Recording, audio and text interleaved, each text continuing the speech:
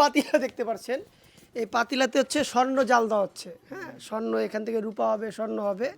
এখান থেকে সর্বমোট জানতে পারছি যে এই এতটি একটি পাতিলায় 10 লক্ষ টাকার স্বর্ণ রয়েছে।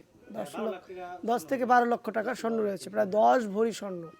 প্রায় বিভিন্ন মোবাইলের সার্কিট, তারপর হচ্ছে আপনার কম্পিউটারের সার্কিট, হ্যাঁ, টাওয়ারের যে সার্কিটগুলো রয়েছে সেই সার্কিট পুড়িয়ে গুঁড়ো গুঁড়ো করে সেগুলো প্রসেসিং করে তামা আলাদা করে যে ছাইগুলো বের হয়েছে ডেকিতে করে সেই ছাইগুলো ধুয়ে তারপর হচ্ছে রিফায়ারিং করে বিভিন্ন প্রযুক্তির মাধ্যমে রিফায়ারিং করে এই যে আপনার হাওয়ার মেশিন দেখতেছেন, হ্যাঁ, এই হাওয়ার মেশিনের মাধ্যমে আপনার স্বর্ণ বের করা হয়। তারা কেমিক্যাল ইউজ করছে।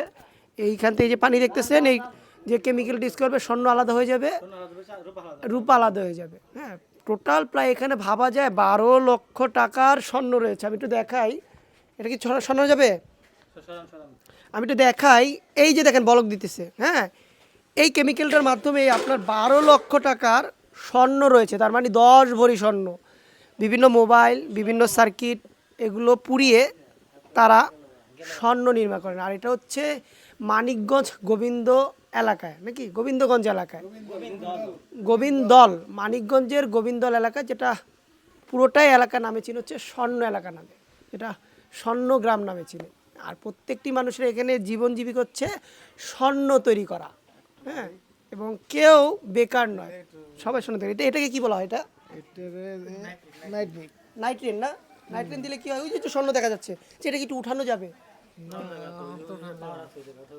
পাওয়ার আছে না, মানে আমি ওই পাওয়ারের কথা বলতেছি না, যে একটু যে কোনো ম্যাশিং বা কি এর মাধ্যমে দেখানো যাবে কিনা।